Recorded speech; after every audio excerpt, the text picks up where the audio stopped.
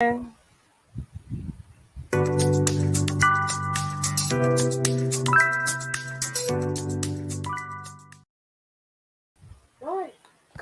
morning. How are you this morning, Lionel?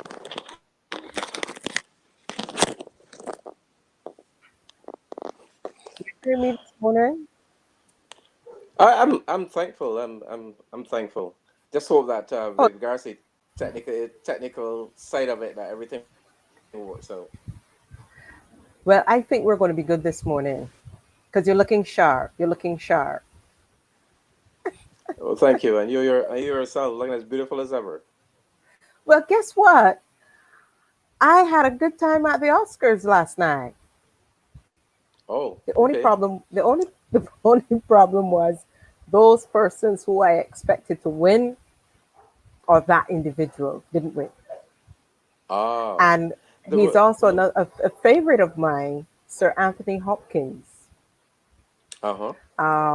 Yeah, I was really kind of warming towards the fact that Chadwick Boseman was nominated as the actor in the leading role for Ma Rainey Black Bottom. And Ah, for some oh, reason, it was given away to Sir Anthony Hopkins for the father. But okay. and he's a very good actor, but he's the first actor at the age of 83 to have won that award. Mm, He's the oldest, actually. He's the oldest. And the show that's great. itself was really diversified last night. For the first time, ladies of color won the award in the category of makeup and hairstyling. Can you Ah, imagine that? I mean, that was something out of the ordinary, really and truly. Maya Neal and Jamaica Wilson, mm-hmm. two-thirds of the hairstyling and makeup team behind Ma Rainey's Black Bottom. They really made history last night. I was really, really proud to see that. I mean, I was Great. to tears just looking to see how the Oscars, the Academy, really tried to diversify everything. The first, the second female, but the Uh-huh. first woman of color to have won in directing.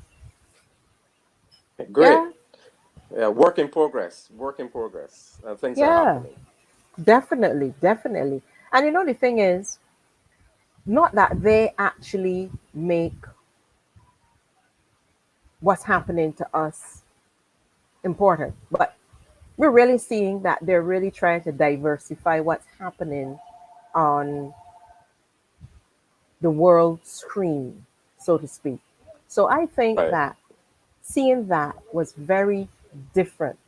So for me, I think that a lot of the younger stars and other persons who are looking to get into that field of work would not feel that discrimination as much as before. And Right. I think Understand. that they would, put their best foot forward to see and feel that they have the opportunities.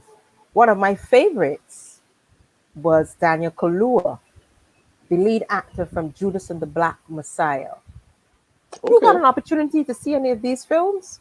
No, no, no. But since you're mentioning those films, I would definitely have to take a look. Well, as Jane Fonda said last night, you have to really sit down. Let me give you the list. You have to watch The Father, Judas and the Black Messiah, Mank, Minari, Nomadland, Promising Young Woman, Sound of Metal, The Trial of Chicago 7. Now, The Trial of Chicago 7 is a Netflix film. So Okay. that was one of the few that was actually in there as a best picture. And of course, what toppled the best picture winner was a lot of people were thinking that Minari would have won, but Nomadland came out front, which was also directed by the Chinese director. So they got those two awards, which was fantastic. Okay. So we had actress in the leading role, Frances McDormand from Nomadland. We had Actor in the supporting role, Daniel Kaluuya from Judas and the Black Messiah. We had costume design was won by Ma Rainey's Black Bottom. Original song was won by Judas and the Black Messiah, Fight for You, which was sung by her. Original screenplay, Promising Young Woman. Adapted screenplay, The Mm-hmm. Father. Visual effects, Tenet. Sound was won by Sound of Metal. And of course, my favorite of the night was the first Korean female actress in the supporting role, Young Jong Young in Minari. She was hilarious when she won Interesting. her British. Yeah, she was hilarious when she won her British award just last week, and she was odd and thanked Brad Pitt, and she was so pleasant, so pleased to have met him. I mean, she's hilarious. Um, Documentary He's an feature. awesome actor. Hmm. Yeah, he's excellent. Documentary feature was My Octopus Teacher. Documentary short subject Colette. Production design was Mike. Animated short film If Anything Happens, I Love You. And live action short film Two Distant Strangers. I think we need to watch that. I saw the clip, and Alamayu said that's a film to watch and it deserves the award it got. So I think a Okay, lot of those who won last night was well worth the win in the actual academy last night. And great. I, Hmm. I really saw a lot of black folks. So Oh, it was good for well, me. the Globe Cinema has permission to reopen, and they're preparing to reopen their facilities for the Barbadian public. So I'm very Hmm. sure that we would be able to see some of those awarding films on the Yeah, big screen. yeah. Because we've been And I stuck think home watching it. correct, and I fully support what was done in terms of allowing the Globe Drive-In to open because it's social distancing. I mean, persons are sitting in their cars. Hmm. If they need to go to the restaurant, it's just a matter of following the protocols, Hmm. the 6 feet distance or the 3 feet distance, having your mask on, sanitize your hand, and obviously the management of the Globe Drive-In would. I'm very sure we'll have those protocols in place. But I strongly believe that the Globe Cinema should have been open ever since. Yeah, the But drive-in, the yeah, the drive-in. drive-in, yeah, the Yeah, I drive-in. think the Olympus and what's the other one in St. James? They now have to look at ways and means how to distance people because don't forget those shares are close. Yes, the Lime So Grove. they, Yes. Hmm. yeah, Lime Grove. They now have to look and Hmm. see how they're gonna put folks together. Um, the other thing that I think might have caught some people's attention is the funeral of DMX, and well, I don't know. It's a sad thing. He passed away at 50, and he had a special Mm. tribute with, I think some people were doing motorcycles and stuff on the main road in New York. And his service, of course, was private, but you can watch it later on BET Live, I think it is. I saw a Um, little bit of it. The whole mhm. on stage, his coffin was there, and they had a whole set of people singing and dancing. Mm, I saw a bit of it. Yeah. wow. I said I would watch it. I I can't say I was a DMX fan. I know his music, but you know, I wasn't into rap, so Yeah, it's all he right. was very good at rapping. Yeah. He was talented too, even to switch. Yep. Like many of those stars who sang switched from singing into acting. Hmm. So, the one I loved was the one with him and Aaliyah and was not Jackie Chan, Jet Li. Can't remember the film Okay. right now, but I really enjoyed him in that. He did a few others that I watched as well, but I think that there's so much that I think his life was troubled. So it's a lot of things that we really need to, I don't know, Yeah. sit Well. back and think. Yeah. And like most entertainers, their lives are pretty much troubled. Yeah, Whether if it's not drug abuse, um, alcoholic. alcoholic abuse, so It's one of those lives, and especially in that Oh yeah, rap yeah, yeah, environment yeah, and culture. yeah, Um, yeah, gypsy, so they have some trouble past. yeah. Well, we have a special guest this morning with us, Dr. Chantal Monroe Knight. Oh, you've got some friends over by you, Lionel. They want to be on the show with us. Well, man's best friend, dogs in the yard. Man's best friends. Which one is yours, Bruno? Well, unfortunately, there's none that belongs to me. My neighbor's dogs. I tell you, they want to be on our show every morning. I don't understand. Hmm. So let us Yep. invite our specially invited guest, Dr. Chantal Monroe Knight, to join us for our morning pet talks before we get into finding out a little bit more about her and that debatable topic on medicinal marijuana. So, welcome, Dr. Chantal Monroe Knight. How are you this morning? You're fine? Turn on your mic.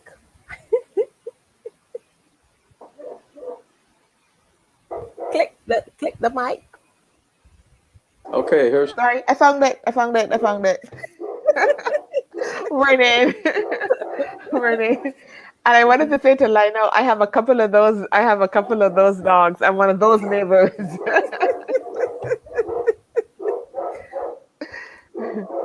That is that is the norm. I've got a little one and her name is Wanda. She's a Jack Russell. But Oh I'm God. not sure what Lionel has over yeah, there. we can see This her. I think Lionel has those sound like pit bulls, Akitas, everybody mixed up in there. Lionel, you Everybody see this mixed up. this this dog ears that she has, man. Now, normally, because we're using a nice streaming device here, our friend Lionel may be with us or not with us. But this morning, he's been doing very good and he's smiling. So I know that he's going to stick with us because we're still hearing the dogs. Right, Lionel? So if we lose him in between, don't worry. We continue Well, with the show. That's fine. I think we're hearing more of Lionel's dogs than we're hearing of Lionel this morning. But hi, word to you, Lionel. Regardless of that, now, one of the things that would have sprawled right across the newspaper yesterday was about those Barbadians going to get vaccines. And well, before we go into that topic, so Chantal knows what we really do. We touch base on certain things that happened over the weekend, over the week, and we delve into our guests a little later. As we say, we get fuzzy and wuzzy kind of thing. Um, the papers were talking about those individuals who were going for vaccines and they would need to go by appointment. Now, I think the appointment system is working. What do you think is happening to those persons who are just turning up? Are they afraid they're not going to get the vaccine? What do you think? They, do they realize that we still have to do the 6 feet thing apart? Yeah. What's your take on that? Yeah, when I saw the picture too, it was a little bit interesting because everybody looked bunched up. Yeah, It's a kind of a contradiction. Yeah, try not to catch COVID as you go for your vaccine by I don't know. by staying 6 feet apart. And I think it is that. I mean, one of the things though that is really good, unlike other countries, clearly we have good vaccine uptake, right? Yes, yes. I mean, other countries are struggling, to really get people to take the vaccines, but clearly Barbadians are interested. So I Hmm. think it is a bit of that perhaps people feel that, they're not going to be one of those to get the vaccine. But to me, it's also very unfair. If I wait patiently and I do an appointment, it Yeah, feels very unfair then if I have to turn up and then I still have to compete with the 100 people who don't have appointments, who just came, to get the vaccine, and I have to be there then waiting. I think that if people respect the appointment system and wait their turn, etc., that we will all be able to get the vaccine. But for me as an individual, if I make an appointment, I want to be able to know that my appointment is going to get honored, and I'm not going to then have to be struggling with everybody else who just walked in. And it's just as if you were going for a dental appointment, doctor's Hmm. appointment, whatever kind of appointment, interview, Yes. you have to keep to that time. And when you keep to those times, it helps to move everything in tandem. I had my appointment and I might have just gone a little earlier, but I was there just in time. So, in case, and I Yeah. found that at Winston Scott Polyclinic, they were doing a smooth technique. You had your appointment, you go to records, they send you right to the chair because they're always sanitizing, and the lady tells you, "Don't sit yet, I have to sanitize your wait." And they were seated. The vaccinating nurse came with a trolley, which was way better than the first shot, Mhm. came with a trolley, and those who were in their seats got their shot. They have the 15 minutes. So obviously, the 15 minutes starts from the time you would have gotten the shot, and she would tell you, okay, when you hear your name call, or if they call you for it, you go. But it's going to start from the top, and it just ran smooth. I wasn't there for no more than half an hour. That's excellent. It was fantastic, and there was no bunching or no crowds. So I don't know why they're doing things unorthodox, you know. And people say we don't like to line up and this. You go and line up at the bus terminal. Why can't you just Yeah. do what they tell you to do? You know. Um, Yeah. Another topic that came up was who should help clean the schools in Barbados. I think the Ministry of Education might be having challenges with this. And we saw again in the papers that some schools Hmm. are pulling their own weight, as well as the fact that you're getting former schoolmates or school students going into the schools cleaning, but yet you have schools who have been assigned contractors that ain't turned up yet, and hence the reason for the late start of school. Yeah. I'm very passionate about this, and just particular just in general in terms of how we take responsibility for those things within our communities. Hmm. Even just general cleanup after, even after we had the ash and who's responsible for that. Hmm. And just generally how we take care of each other. And I think it's important. Schools, yes, are under the authority, the care of the Ministry of Education, but our kids go there, Yeah. right? Our children go there. I think that we have a responsibility, as citizens within the community, to also help and pull our weight, and as much as we can. I've always been an active member of, PTAs, etc., because I feel that that is an important responsibility. We can't just always leave it up to the government. Leave it up to somebody else to come. We have grass growing, and we're not going to do anything about it until the government sends somebody to cut it. But even though the mosquitoes and the rats are affecting us, I'm really passionate about the fact that we have to be able to take care of our communities. That means schools, that means neighborhoods, even in terms of being a lookout for, people coming into the neighborhood, etc. I think that we really have to be that. We talk about our brother's keeper, very Yes, much. yes, yes. And I think too that it shows us, or shows society or the community, that we went to school, we were sent to school for a reason, to learn. And at the same time, while we were growing with each other at school, we also learned to help each other in school, and at the same time help the community on the outside. So that when we Exactly. go into the school now, we're now contributing to society by having children. So when we go in to take the kids to school and people are saying, "Hey, Chantal, Mary, oh, so and so," and they realize, "Oh, mommy, how come they know you? I still went to school here." Or, you know, this person was my neighbor, and we used to go to school together or catch the bus together or whatever. And they would see, that camaraderie instead of the Yeah. stifling hate and problems that they all create. We try to show how to give back to the community, and it starts from home. You can't I wait to agree. get into school to show it, I because agree. I agree. it's not going to work. We need to do it Yeah. before.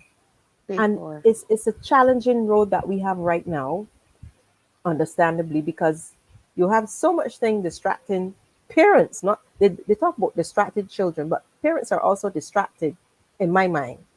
Because if you're not a parent who was taught to give of service while you are walking the street, you might see a lady who drop her bag or grocery bag, and you rush to go and say, "Excuse me, ma'am." Some people now are so frightened they don't even want help. But at least if Mhm. you say, "Excuse me, ma'am," or "Excuse me, sir, would you like me to help you with that bag?" Or you drop your stick, you know. Yeah. I Yeah. think the other day somebody said it was on the radio, somebody lost a wallet, and oh, it was at the clinic. A lady dropped a wallet and it had in loads of money, Mhm. and she gave it in to the security guard. So the person who lost wallet came back and said, "But the last place I had my purse was so and so and so and so." And the purse, obviously, the security guard asked her to describe it and whatnot, whatnot. Yeah. And the woman found every cent in the wallet. Excellent. Excellent. And I think, I mean, two things for me on that. I've just been so buoyed by the fact that Barbadians always come out to help each other in a crisis. I mean, look at what's happening for St. Vincent. Huh? Yes, And yes, that's, I think, even though you don't see it every day, I think hmm, Barbadians generally have that spirit. We've seen it on so many different occasions. yes, And that is something that kind of renews you in terms yes, of really appreciating that people still go outside of themselves even in this hard times to be able to yeah, help each other. yeah, But I want to agree with you that it really starts from home. I mean, one of the things that that we have done is every Christmas, we're gonna make a donation to some charity. And I say to my daughter, even when yeah, she was young, I don't care if it's a $5, I don't care if it's a $2, I don't care if you put all your 25 cents to think. If we are all gonna contribute, you are gonna make an individual contribution that's gonna go into this pool, right? And that was also about teaching her that it's not just about yourself. We yeah, have communities and we have others that we have to be able to look after. And sometimes, as you said, with so much distractions and we've become, we're using the iPad, we're using the phone, we're using the laptop. It's just you hey, and the other person, and we're just chatting and messaging. So we don't necessarily get to see real issues and concerns sometimes. So we yeah, have to make it very conscious and deliberate. I think that's yes, important. yes. And I think we already have a disparity, unfortunately, with the fact that we had this on another show that they have 9 to 1. You got more females than males. So we women have so much work to do now when it comes to rearing and looking after the home, and the plate is a bit bigger for Yes. us, and it's kind of small for the guys, which is sad because we really need more dominant males to come up into society. Not that we don't have, but Hmm. you know, they need they need that extra perk, that extra boost kind of thing. You know what I mean? Yeah. So Yeah. it's really really hard. Um, Something that really resonated with me last week, Wednesday, was the Derek Chauvin case. It might Oh. be far, but let me tell you something. I was jumping hoops and I was doing what Chantal used to do years ago, jump the hurdle. And I was sitting down counting the years that this guy would spend. Of course, we have to wait for This. sentencing. I said, Mm, how? Wait, Lionel is singing for us. Lionel, you have to bring the camera up so we can see your face. We're just seeing your neck. Carolina Thank you. is. I'm yeah, having some We know. challenges. I mean, Grace, Yeah, I'm not too sure what is yeah. When I listening. saw his face, I was like, the guy showed no remorse. And his brow was frowning like he couldn't believe, wait, guilty? Guilty? Guilty? He like, man, no, they do the wrong thing. This was such a pivotal change to what is really happening in the US. Mind you, a similar situation like it happened last year, April in Barbados, but it didn't have that much hype. And it came back in the papers again last week. Some police officers are saying that he shouldn't have been charged with the murder. They would have charged him for manslaughter. I think, looking back at his story, subject to correction, um, I think he and George Floyd worked at the same club, and they were doing bouncing work or whatever it is at the same club. And it was allegedly stated that he may have been jealous of the fact that he had a white girlfriend. I'm not sure, but some report along those lines came up that he may have sourced him out for that particular event that transpired on the 25th of May. Um, I think that justice was served, although we lost a life in that. We've lost many lives. And when that verdict was given, a 16-year-old girl was shot at the same time. Then you have the 20-year-old. And this morning we've got another one in North Carolina, Oh, I didn't and know about that one. seven deputies are now on administrative leave.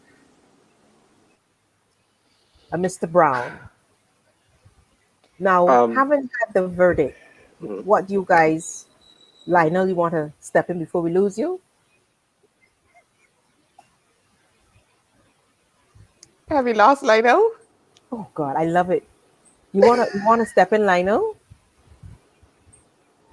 Don't think Lionel looks like he's hearing us. So can I jump in then until Lionel Yeah, comes back in? go ahead. You know, I'm contradicted a lot, to be very honest with you. I think so. Sort of first, let me say, of course, I mean, Chauvin's conviction is, it was necessary. I'm not so sure though. I mean, I think we have to wait to see what that means in terms of the systemic changes that have to come about, because I'm afraid that people will hold this up as a victory, that is singly about this act, and that it doesn't necessarily translate into the very systemic change that needs to happen in Mm-hmm, relation to law enforcement, um, to sufficiently tackle the what I would call again the systemic racism in the U.S. Right. mm-hmm, So at the one hand, yes, there's rejoicing over that, but you look back at the cruelty, mm, that happened around Floyd's death. You look back at the lack, as you said, of remorse, and not only in the context of him facing, court, but the whole, even right after the incident. yes. There wasn't necessarily until you had the outbreak in the streets and the violence, etc., that there would have been any kind of real action around this, any real kind of outpouring from the Mm-hmm, system, that there was a big that would it was a big that would it was a big problem.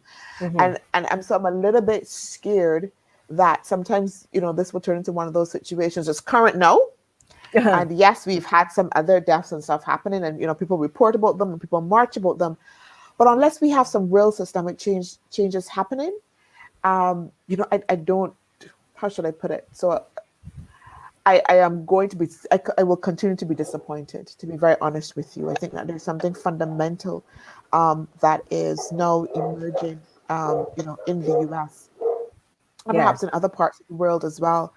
And there needs to be more dialogue about it, not just in the streets, but there needs to be more policy dialogue. We need to have more dialogues, even amongst the Black communities, around how do we change this on the inside, the influential Black people, in high places. So what roles do they play? And I think that that's a really big conversation to unpack. So I'm hoping that, we can see other things happening, Do and we not just that conviction. do we have systemic racism in Barbados? You get it? You get it? Controversial. We keep it But real. but Marie, one of the things I used to be on when government had a national reconciliation committee. I was a member of the National Reconciliation Committee, and we did a report, and we did lots of work around kind of unpacking the extent to which racism exists, in Barbados. Mm. And I remember there was a professor at university, and he talked about the fact that we had what he called at the time crypto racism, right? What Which was means that? which means it wasn't necessarily overt.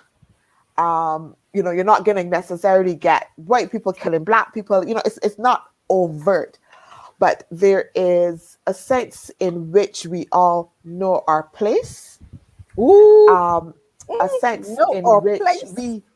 in which we systematically do not necessarily mix, right? And as you said, let's keep it real. There are some Yes, places that certain groups of us do not go. that's right. Um, Polo. there are certain activities, if you look at it, that that are the domain of particular groups, right? Yes. And yes, you can point to one or two, that have gone across, etc. But in the Mhm. main, our group of friends, the people that we socialize with, etc., Yes. are those Mm-hmm. who are we comfortable with, those who are in the Yes. same kind of background, etc., that we are. And so we have these groups who Mm-hmm. interact particularly for say purposes. So you may work in a mixed environment, but when you Mm-hmm. go along home, right? you know who your group is, you know who your All clan is, right. right? Okay. Okay. So Give us it's that sense. give us that term again. You said that the professor used again. crypto crypto racism. I hope I got it right because it was a couple of years back, but it was a really fancy term that he used. This notion of Okay. crypto racism. Okay. Okay. So we always keep it real here, honey child. We always keep it real. Now, I'm going to go off of that topic, but I wanted clarity on something which you just highlighted, which is very good. In Barbados, we would have had a majority of blacks on the island, quote unquote, from our history books, before the English took over. That's my vision I'm having. So to this date, I could be wrong.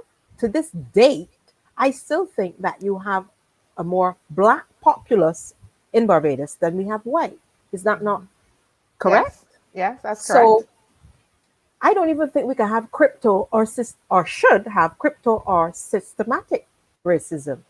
But because you have that color overpowering, is it that because of money, that creates that high level of you see where I'm going? I understand. I mean, there's so many things. It's multi-layered, right? So it's like an onion that you kind of have to peel back, right? So Oh Lord, I mean, and I love if you, onions. I mean, and you talk about history. So I mean, there's so much there to unpack. So we have to Mhm. then understand, um, the indelible grip that history of racism and colonialism has had on the island, right? And has Mhm. on us, even as the Mhm. black population. So even though we are the majority, we have to then appreciate what happened in terms of ownership of resources that Right, has right, maintained, that was right. there historically, and that has continued. So Okay. even though you have a majority group, a Mhm. majority black population, there is the questions of who owns the critical resources, right? Mm. That's Mhm. important. There's Mhm. also the cultural aspect. So that's another layer as well to kind of peel off, as well. There are some things that are so entrenched in terms of our culture, in terms of Mhm. how we Mhm. behave and how we interact, and even the social groups that we socialize with. Mhm. It's not necessarily just because we are the majority that those kind of things just automatically change. And even if we talk about power, again, power is something that we have to kind of really unpack. For the majority of the black population, that power is within the vote, huh? Mhm. That Mhm. power is in the Mhm. vote. And yes, we have a black government. But again, we come back to who has power in terms of, again, ownership of resources. And it's not even, Marie, only just about what happens on the ground, but we have to also look at this globally as well, right? The fact that Yes. we are a small island state, Mhm. and the fact, the But we're nature of powerful. But we're like, powerful. we're Mhm. powerful, but the nature of our relationships with our former colonial masters as well is important, and even new forms of imperialism that are emerging as well. So it's very, very, it's not a simple answer, a simple way to kind of look at it. But it is something I believe, very honestly. I mean, I always take an optimistic approach to it. The Mhm. fact that you are seeing changes, I think that we are seeing even within, those kinds of critical places in terms of ownership of resources, that you are seeing some shifts that are happening there. I always talk about gender as well. And, for me, gender, race, all of this is kind of intertwined. We're Yes. seeing Yeah. changes in relation to gender roles as well. And, power when it comes to distribution of resources in relation to gender as well. So, things are shifting, not perhaps as much as they need to, that we can actually visibly see that we have a complete shift. But I think that things are shifting slowly. Yeah, I agree with you wholeheartedly because when we look at how things are when we were growing up, and I'm now going to talk to you a bit now on Chantal Monroe Night. Okay, I thought we were going to talk about age. Don't talk about age. No, no, no, no. We ain't going down that road. Listen, we are as young as we look and feel, honey child. We ain't going down Thank that road. you. We ain't going Thank down that you. road. Listen, I even forgot how old I am. My birthday's Oh, next month. So I'm still trying to think, oh, how old am I again? I actually oh, told somebody please. so, and I couldn't remember. But then she would think to herself, wait, young girl like her can't remember her age? She got to be Oh, old. come on. Love it. Love So it. I said, no. And I'm proud to give my age, but we won't do it on this forum right now.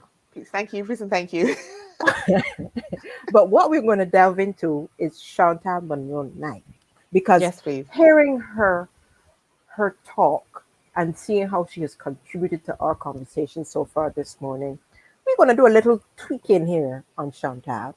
Chantal, a lot of folks don't know, but I have to sing our praises. Hey, you're a Springer girl.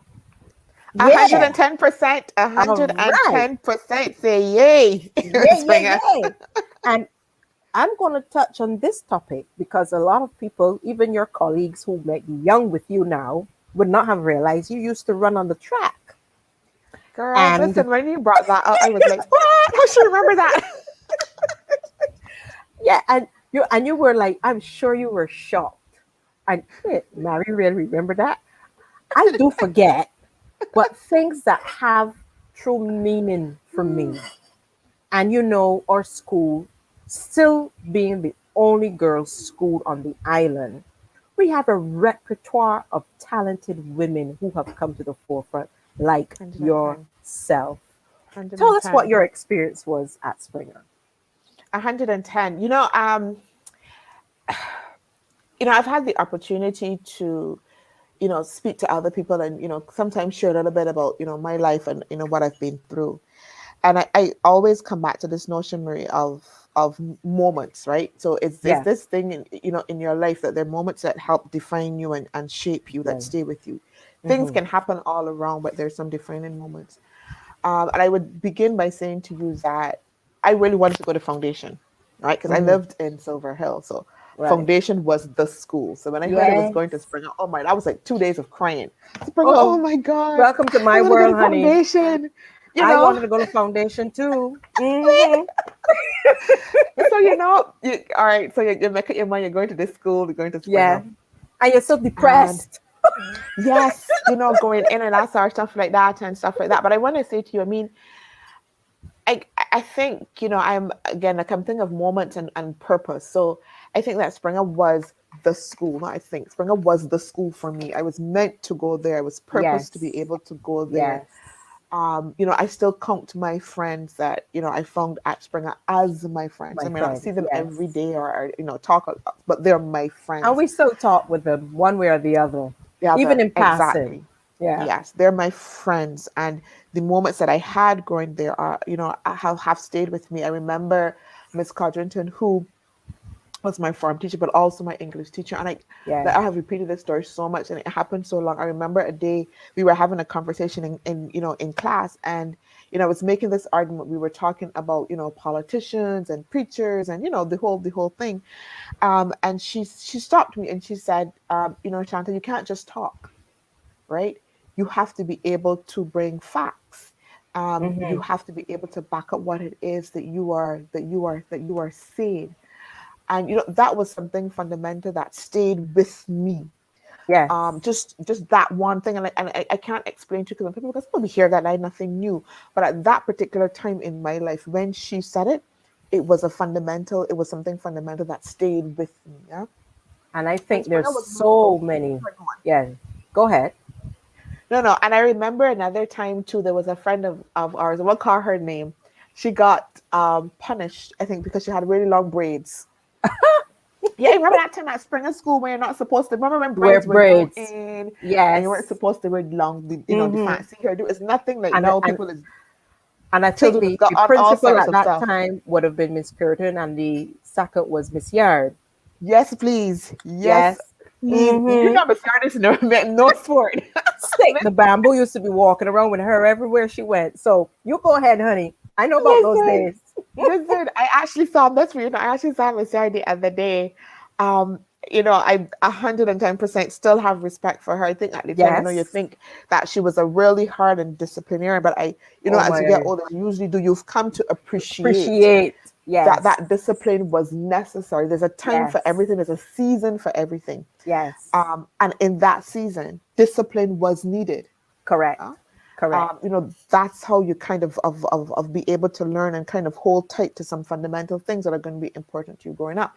But I Yes. was talking about this story about about my friend who got punished, and I remember being so irate. We were so irate, and we were thinking, we're gonna mobilize, we're gonna do a petition, we're gonna do all Yes. these different things. And Mm-hmm. again, I'm pointing that out again because it's also a moment for me as well when I also found my conscious voice Yes. as well, which is important, right? Yeah. I think very much we see a problem, as Barbadians, and we don't always like to step out Yeah. up front and take That's true. action. So Mm-hmm. even at Springer, I could pinpoint those moments about finding my conscious voice, Yes. understanding that that conscious voice also as well can't just also be passion, but it Mm-hmm. also has to be backed up by some hard work as well and some research and something Correct. Correct. strong and tangible behind it as well. So Yeah. that was also important. That was also important as well. But I Correct. think that sense of community that we were talking about before was also something that I found at Springer. You talked about me doing the hurdles. I listen, girl. I talk. I yeah. That jumping boat like that ain't for me. But But you were it was fantastic. And needed at the time. and you were short. So when you Yes. and I'm taller than you. So to see you going over those tall things, I mean, this girl can run here. This girl can run. You It was know. needed at the time, Marie. I would not tell you that's the thing, right? You go out of yourself, because Yes. you're in your house, you're for the school, so whatever is needed, you do it. Yes. You go out Yes. of yourself to be able to contribute to the whole, and to the and to the group. So I mean, that was something I did within that time, because it needed you whatever, and your country. I had so many memories. That was I your don't know if you remember, but I contribution. used to do cheerleading. You remember? Yes. Yes. Yes. Oh God. Wait, you see, we can't let these young girls know how young you are today. Now Come on. listen, between you knowing about being an athlete for Springer, what's your heart comment on our own world athlete, Akila Jones? um Knowing that Word. I mean, we all came from that institution, yeah. how do you see, like yourself and her, how had she propelled for another girl with aspirations of going into that professional field? Let me tell you, I mean, this is so funny that you answered this question, but I have a niece who also goes to Springer, who's also has an athlete, and who also broke two of Akila Jones's Well, records. Lord, you gotta give me her name. I gotta follow her. I Yes, follow she, that. I always follow yes, those she, things. So you have to give it yes, she did. off show. You're gonna give And me I that. have a picture with two of them, Akila and my niece, standing up at that Beautiful, sports day when she broke beautiful. those records.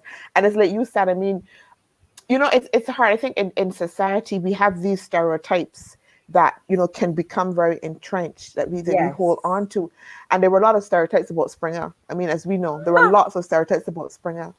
But Mm-hmm. more and more, if people stop and take a look, you will Yes. see, as you said, what Springer has been able to produce. Because listen, we had dedicated teachers. I can remember I Mr. think we Clark. still do. We still Well, do. I remember I think he Mr. Clark. Not retired, Mr. Yes, he Brown. retired. And they Yes. used to have the guy who used to call Sports Billy. I can't remember who that Oh, was, geez, but they I'm had not one talking called Sports Billy. about I'm bringing up too many memories Dedicated for you. teachers. Miss Dedicated teachers. Pennigan, That, Mrs. yeah, Pennigan, Miss yes. Lewis, Miss Warner, Oh Miss Lord. Nichols. You got all of them. Even for Hey, sport, even whatever, they used to Mrs. talk to Brother. you. Current you pass up on the street, they will still speak. They used to still encourage you. You've really felt part of a Of the community community. walking into Springer, and regardless of the stereotypes, we knew what we were about Yes, there. And just as much as we had the athletes, we also had the academics as well, that's being right. also very central, Yes, to what we did. So I am never ever one to shy away. Let people know where I went to school. me I love it neither. 110%. Very Yes, proud of it. Always happy if I'm asked back to contribute to anything there. yes. I also went to Christchurch Girls School as well. And luckily my daughter went there as well. Um, and like I said, I have my niece at Spring, and I That's was just good. jumping all around when she said she was going, just like, wow, way to go, But girl. you Best didn't school you didn't ever. get you didn't get in the doors from first form, but your daughter made it. So that's good. Right. She made it. So, I mean, it's really come around full circle, like I said, with my niece and stuff, being there. So I feel even more connected because I really kind of watch her progress and stuff like that, and really happy. I actually was invited back, I think it was last year or year before, to do one of their speech days. Let me tell you, my heart was just so full, just so Yeah. proud of how the young women there are excelling. And again, because we see certain schools and we have certain, but certain schools, who's doing better. Yeah. Springer is doing fantastic. The young And women there are doing fantastic. fantastic. One of the other things too we have to mention is that we went to school there, and a lot of those teachers went to Springer as well. Yes, And funny enough, our former head girl, Michelle it's not. Maxwell, is now the principal. It's not the Kudos principal. Come to on her. now, Springer girls don't stop. Hey! And you see that 10-year streak we had? Yes, Those folks forgot that when they introduced sixth form, a lot of parents started to send their children to sixth form at Springer. So our children could not get in. yes. So what happened? They had to be scattered to the other schools that had sixth form. So I think a lot of people didn't realize that when they started to see people winning races for other schools, especially foundation, They were that those benefiting were from Springer. Thank you very they were much. thank you. So on that pun, we will continue. I have our fill-in co-host, Mr. Alemayu Debaya, because we know that Lionel may have had some glitches, and we worked on those glitches before, and we were good. I don't know what's wrong, but right now I'm going to bring in Mr. Alemayu Debaya, who helps co-host from time to time, especially when our dear Lionel, my partner, goes off, and he was so excited to come on with you this morning. Oh I'm gosh. telling you. So right now he is devastated and he's crying and howling like the dogs. Welcome this morning, Alemayo. Let me introduce you to Chantal Monroe Knight. And we're gonna Hi. give we're gonna give Yeah, you a morning. little bio. Dr. Chantal Monroe Knight. She is a development and trade policy specialist and is the current chief executive officer, I tell you, spray and going places, of the Barbados Medicinal Cannabis Authority. She has over 20 years' experience in the nonprofit sector and was the former executive director of the Caribbean Policy Development Center, known as CPDC. She specializes in the areas of trade policy, public policy, leadership, capacity building, advocacy, policy research, and organizational change management. She's written, co written, and led the development of numerous research papers on issues including the adjustment impact of trade liberalization, climate change, gender, and regional integration. She also has held several positions on boards and committees of regional and international organizations, which include the Global Environment Fund Small Grants Program, Commonwealth Foundation, and Civicus. She's also a member of the Government Committee for National Reconciliation and the Barbados Government Committee on Governance and former chair of the Commonwealth Foundation Civil Society Advisory Board. And the list doesn't stop. She's a social commentator a former talk show host and a columnist for a local newspaper in Barbados. She was selected as one of the 100 top global leaders in 2015. Presently, she holds a doctorate in public policy and administration and holds a master's in international trade policy. Also a part-time lecturer and tutor at the University of the West Indies, Cave Hill campus in political science for over 5 years. Let me tell you, there's a lot to read, girl. You sure you went to school at Really, Springer? that's so much to You take in. sure you went to school at Springer? 110% Springer. Now, let me start by saying a lot of individuals do not understand the concept of the meaning of medicinal marijuana. Society knows marijuana as something not good. The Rastafarian society sees it as Haile Selassie I. Whoosh! So it's totally different. Medicinal cannabis was talked on from way back. I think during those persons who suffered with cancer. And it became a big thing that in the US, when it became legal, only certain states legalized it. And it helped those individuals with cancer. Now, this is a big topic because a lot of people think that medicinal cannabis is similar to what is being sold on the street. And it's Yeah. a bit confusing for some people if they don't understand what it is. So, tell us, first of all, Chantal, what is medicinal marijuana? Okay. All right. So medicinal cannabis is a cannabis that, I mean, I'm going to use an encyclopedia to just explain. It's cannabis that is formulated for use as a medicine for identified clinical conditions. Mhm. So you're going to ask, again, as you said, what is it that it makes it different? So cannabis that is used for what you would call recreational, and some states call it adult use. It is not, it's used mostly in its raw form. It does not have any dosage around it.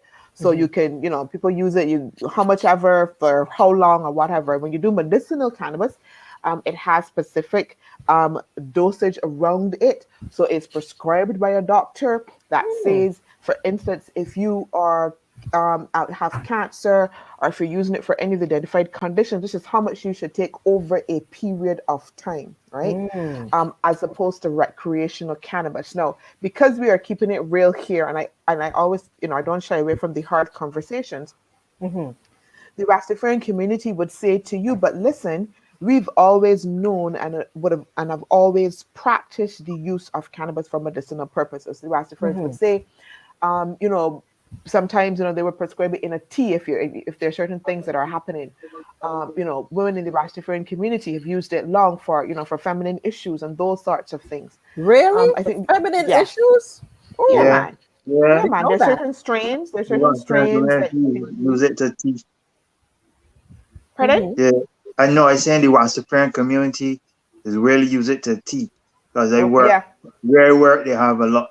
They have quite a few Rastafarians, and when they explain to me how you're supposed to use this thing, and one guy even told me that when you see people about the place smoking the marijuana and thing, is they really be overdoing it. They're not doing. They're not Ah, taking it using as it it's supposed to be. should be. Right, Yeah. Like it right, could be. right. Like he was telling me, he was telling me like if you're going to smoke the marijuana, it's like okay, take a, I roll my whatever joint, whatever it is, and I smoke it now, Mhm. and that's it for the day. It's not a say well. I had one this morning, and then at lunchtime I'm gonna hold another, and then later in the evening I'm gonna hold another.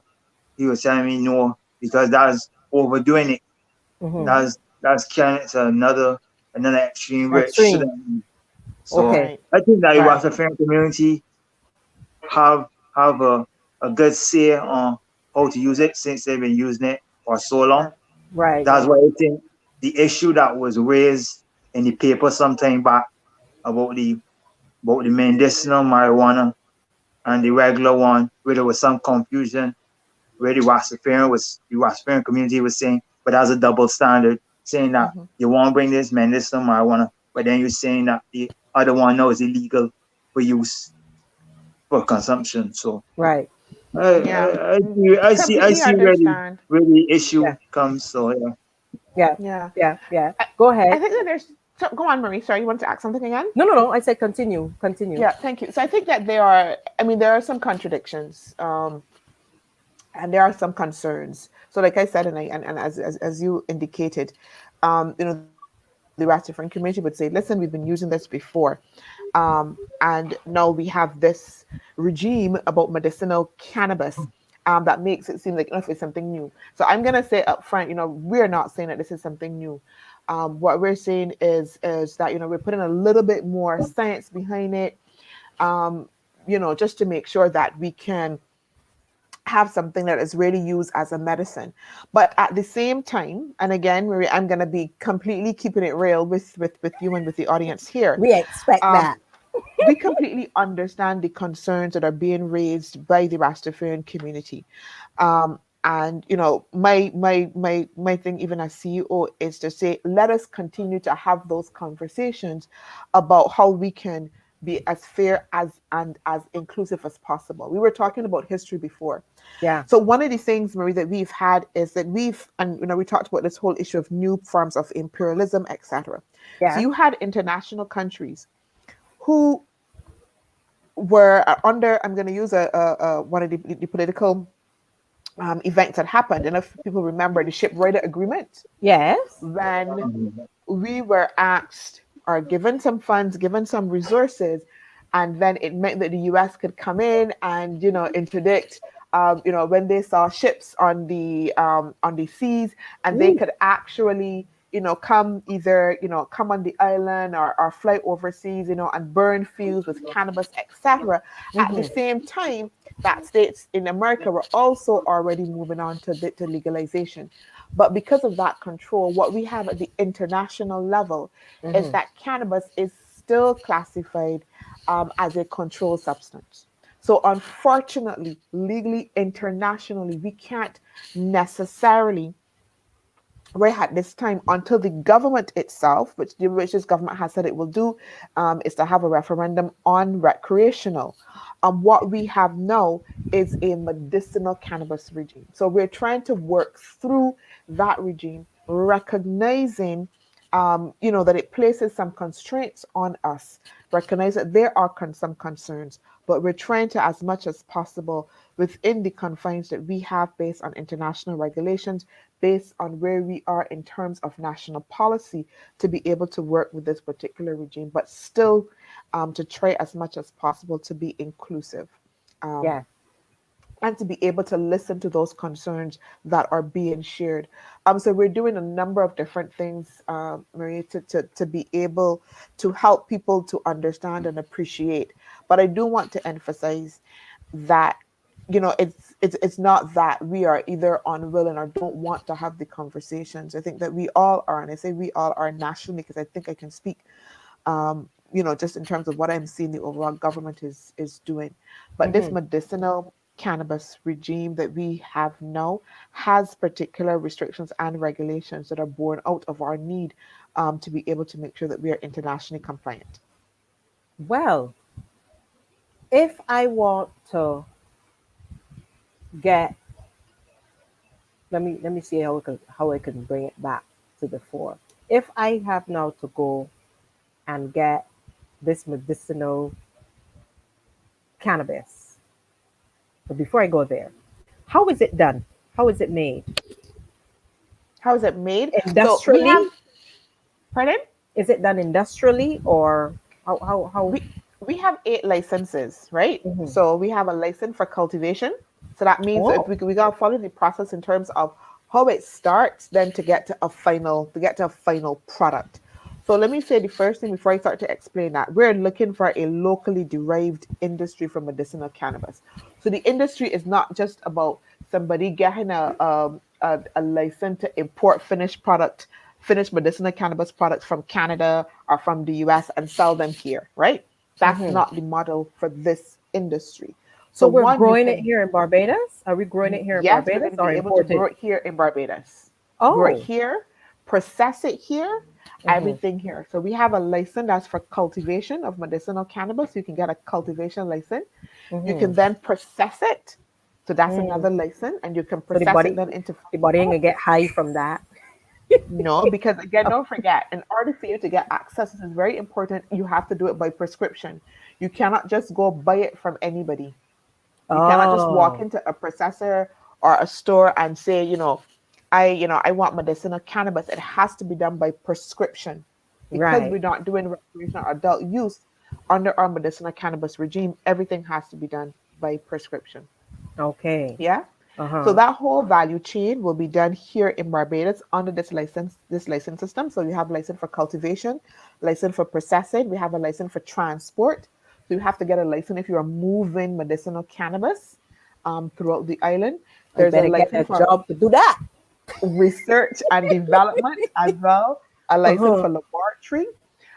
You can have a license as well for I'm going to say for to operate a therapeutic facility, right? And a therapeutic facility is Mm-hmm. a place where you can go get your medicinal cannabis dispensed and also use it on site. So, for instance, if you are in palliative care, like I said, you're in cancer, in certain positions, you may want to be under the care of a physician as you are using your medicinal cannabis. Mm-hmm. So it allows for people to actually be able to consume their medicinal cannabis on site. This is not to say once you have a prescription, you can use that medicinal cannabis at home. But like I said, there's some people who will Mm. want to be under a doctor's care.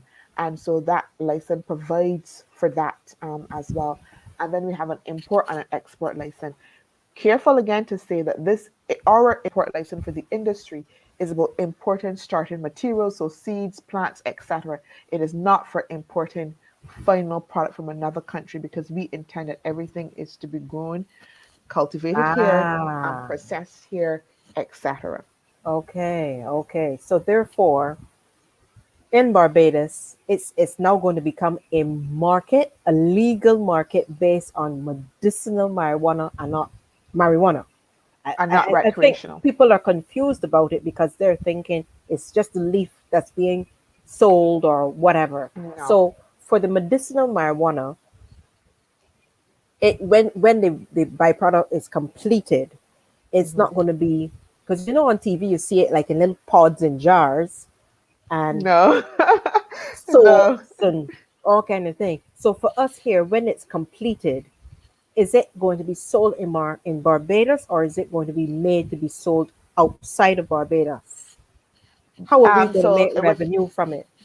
both you will have access to it on the local market, but it can also as well be exported as well, right? Hmm. So one of the things, so again, a couple of things. So under our current legislation and regulations, edibles are not allowed. So no cookies, no But sweetbreads, they have that. no lollipops. None of that really is allowed right now. We are starting a regime and we just want to make sure, remember again, it's about patient care, that the products are safe, etc. And Hmm. we just want to make sure that they're safe at this time.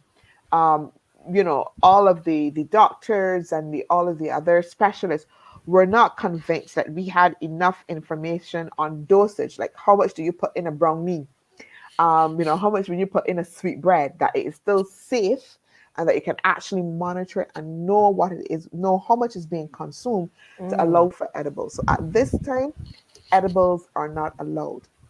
You're not also going to be able to walk into a pharmacy and get raw cannabis. You will not be able to get raw cannabis at a pharmacy. Okay.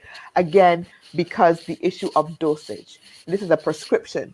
So the doctors here, you know, are not so sure that they can go and write and take 2 pods that are going to be, that's in terms of dosage. So right now, what we're using is forms for the cannabis that are going to allow us for dosage, right? Mm. And that would be different things. You can have tinctures. You can, put it, so that can go underneath your tongue. You can have capsules and those sorts of things.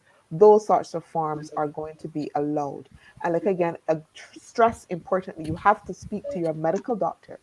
You cannot go to any pharmacy and ask for this unless you have that prescription from your medical doctor. And that medical doctor then will determine what form is best for you that is going to be available and how much. And you have to present that with your ID card to a pharmacist in order to be able to access medicinal cannabis products.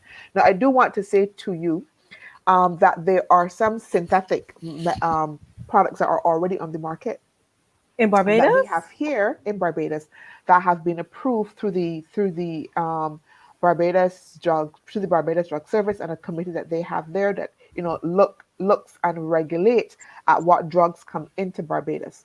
So there are currently some drugs that have already been allowed. So not going in Barbados here because of course we don't have any product here. We have not given anybody a license to grow here.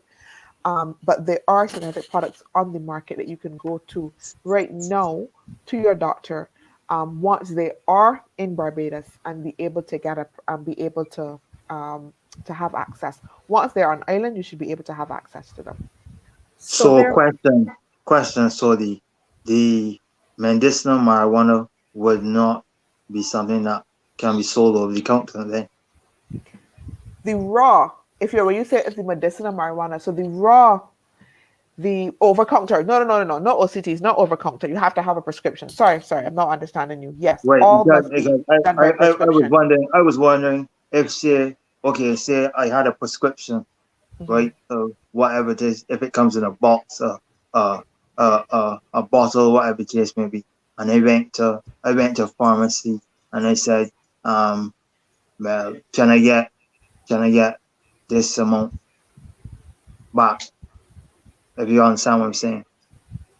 How do you mean get it back? So, Well, okay. In terms of the prescription has run out, but you've gone with the box or whatever it came in ah, and said to them, well, can I renew this? Well, basically, I'm saying renew, but I understand. that's not a word Well, I should. repeat. That's the word I want. I just mean in terms of they going and trying to, in other words, trick the system to say, well, okay, I had this and I would like to get back this same amount Mm-mm. of No, prescription. It all has to be prescription. If there's no repeat on the box, you don't get a repeat. And in the legislation as well, it even has that you can't be given. You can only be given up to a certain amount within a particular period of time, right? So that we are able then to keep track on misuse, etc. In that respect. So there'll be lots of monitoring just to make sure, that people are using what it is that has been prescribed by their doctor. So that's Mm. going to be important. And doctors already monitor, the patients and what they give, etc. So they're going to be using those systems to be able to monitor it. But no, you won't be able to go to a pharmacy, get it like one time, and just keep going back with the box unless you have repeat. Unless you have repeat on there. I So also have another question. sure. In terms of, because you said you have a license to grow it and stuff. So I'm wondering, uh, if persons can go directly to the people who are growing it and buy it from them. If No, there's they can't. if there is plan for that. No, they can't. You can't go directly to any licensee and get any products, right? Because we're running a system that's closed loop. So the cultivator, the body who's growing, can only sell to a processor. Yeah. And the processor then can either sell to export or try to sell to somebody here locally, but they cannot sell to an individual. And that's the thing, because don't forget, if you can only access it to a prescription, you can't turn up to a cultivator who is not a pharmacist that has the authority to dispense to then get your medicine. So that's why we keep saying it's medicine. So it's treated in the same way as any other medicine that is going to be on the market, which is normally dispensed through a pharmacy. do you think, Yeah. Chantal, that Uh-huh. with this medicinal marijuana, it can be a growing industry for Barbados? Absolutely. So I'm just plugging in my power here. So I'm still talking to you guys. So listen, one of the things that we've been trying to get across to Barbadians is the different ways that you can get involved in the industry, right? And if you Mhm. just give me a few, I'll talk about it. So one of the things in the legislation is this notion of this 70-30 car vote, right? So what this 70-30 car vote means is that so Barbadians can own 100% of the industry if they want to, if they want to get a license. There's no barrier on Barbadians being able to get a license or being involved in the industry in any way. But if Mhm. an international investor comes and wants to get a license, they must show that 30% of their business is also owned by a Barbadian, right? So Mm. that's the 30% carve out. So they can never own 100%, right? They must Okay. have 30%. And Mhm. what we say is that that 30% must be what we call real direct ownership. Real direct ownership. So not just operational, but you can have a say. You have a say actually in the operations of the company. You are listed as one of the directors. You can share in the profits, etc. Real direct ownership. So that's a carve out. So if you don't want to touch the plant or anything like that, you can look to be a 30% local ownership Owner. to help an Mhm. international investor fulfill that, right? So that's one But way. Then yeah. the other way is, of course, if you want to be able to buy a license. But Marita, the third way, and we call it for areas that will not touch the plant. You know, there are so many offshoots of this industry that are emerging already. Look, every single licensee must have security. And in order to provide security, you do not have to be licensed. You do not have to be licensed. But Mm. every single licensee has to have fencing. So people who do fencing can get business because every Right. single licensee is Right. mandated must have fencing. They must have cameras. Every single licensee must have cameras. For those that Mm. have big properties, etc., their levels of security are going to be more than those of smaller properties as well. So different levels of security required. Some must have access control systems, etc. So that's one area that's there. The next area is, for instance, something as simple as packaging and labeling.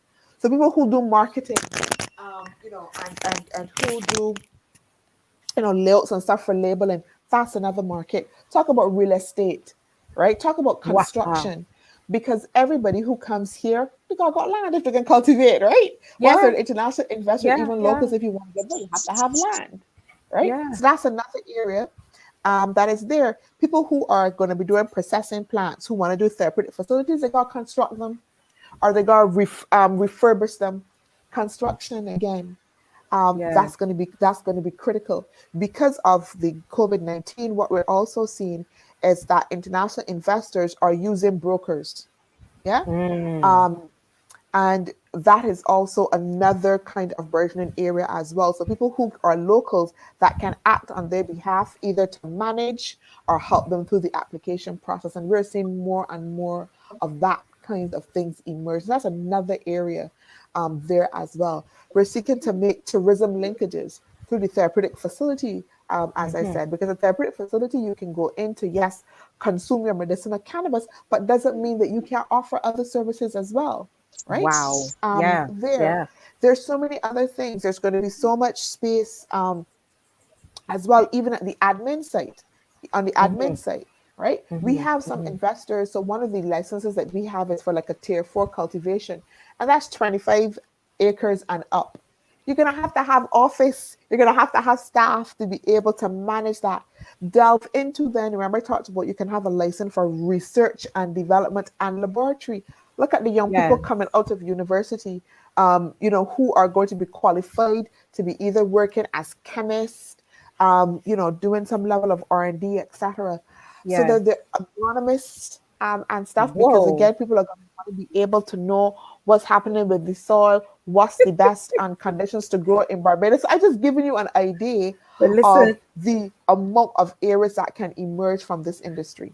I'm here looking at the what you call it, the botanist. Okay, I didn't get the word, and I'm Yeah, thinking that the botany, person is the going to be botanist. looking at this leaf, saying, "I have to really cut you. Why do I have to cut you to do my research?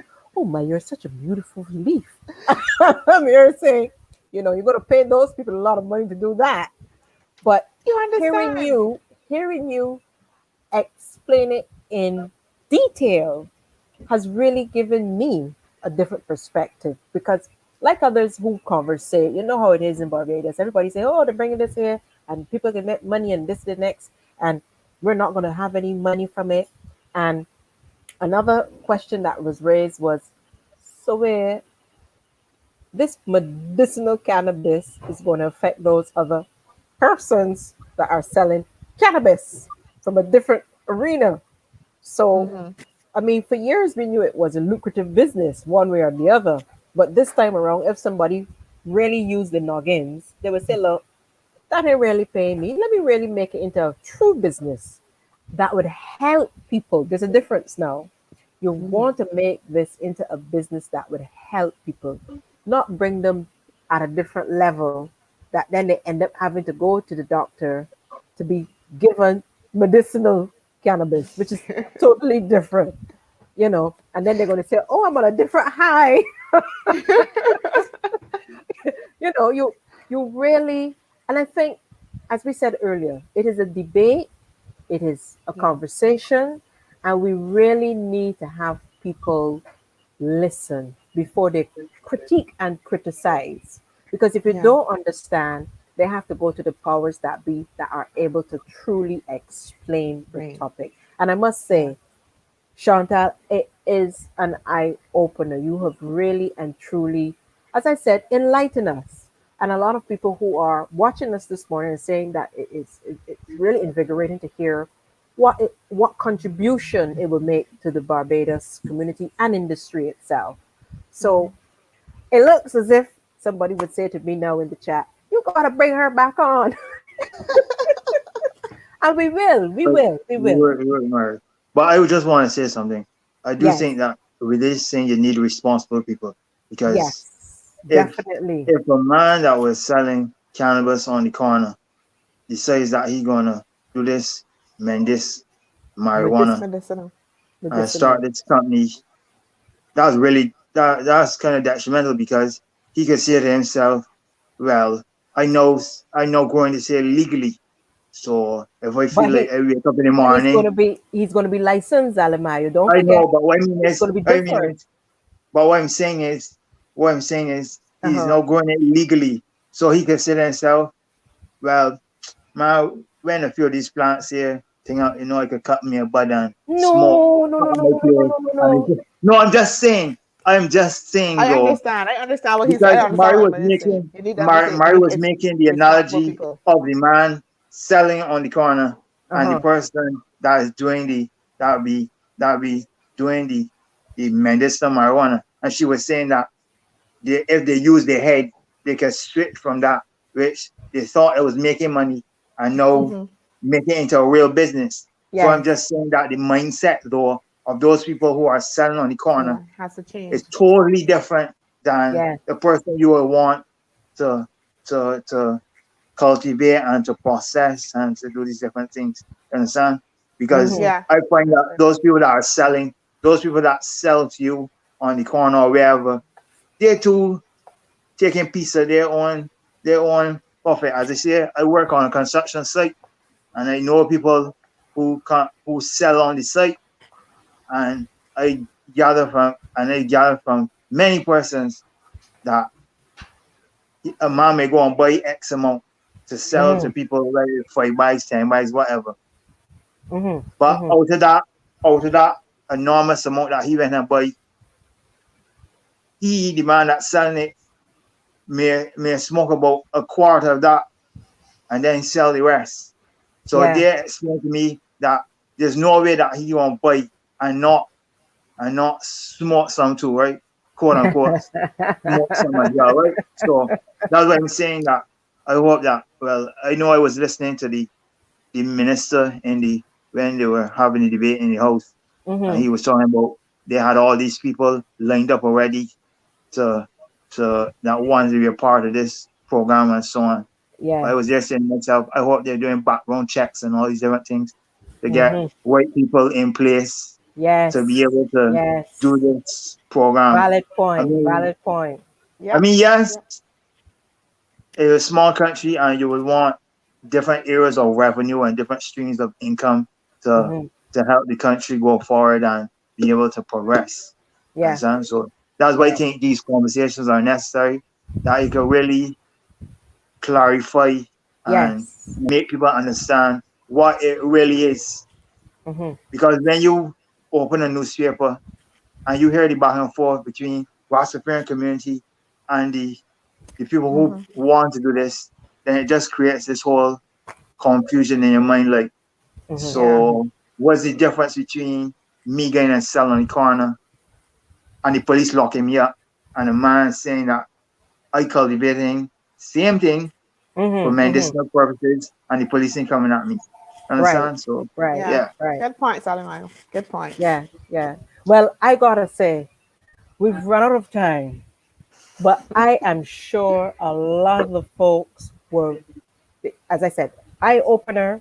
We learned so much this morning, and I'm sure that Chantal would oblige us to have another topic, another opportunity, sorry, to discuss further on this medicinal marijuana.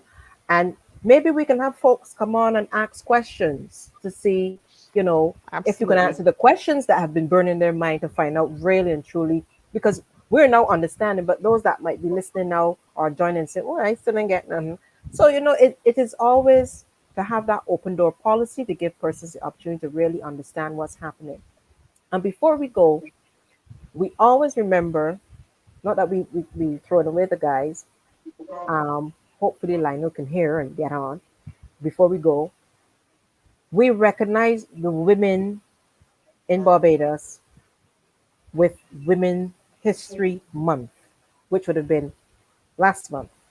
Mm-hmm. And we would cast you as one of our living legends. Why we say that? You have and are already contributing to society. And we're not going to wait till you die to memorialize you. We're going to do that now. You are a star and a legend for us because you have done your contribution and you are still serving your community and your society in Barbados. Thanks We so want to much. say, God bless you. Continue on your journey. We will be following you on your journey. And if you have any last words to give, contribute to others who were asking, or if you want to pinpoint something about yourself in terms of how you have achieved Yeah. where you are today. And not to take up too much time, I'll just say to everybody, my watchword is inclusion and participation, Yeah, and open dialogue. I mean, that is something that has followed me throughout all of my life, not only in this situation. So I take those personal attributes that are important for me, and I hmm bring to this dialogue that we're going to be having about medicinal cannabis as we build out the industry.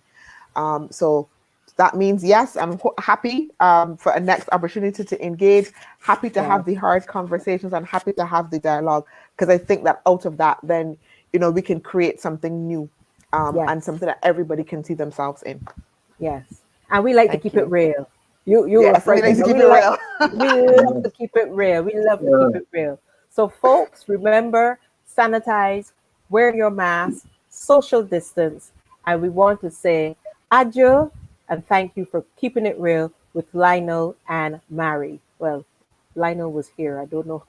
He's there. But he looked like he's still here, but frozen solid.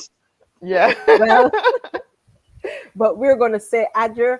And Wednesday, we're having our Heroes Day show, and we're going to have Terencia TC Coward with us. So come on board, watch us on Heroes Day, 9 a.m. Thank you.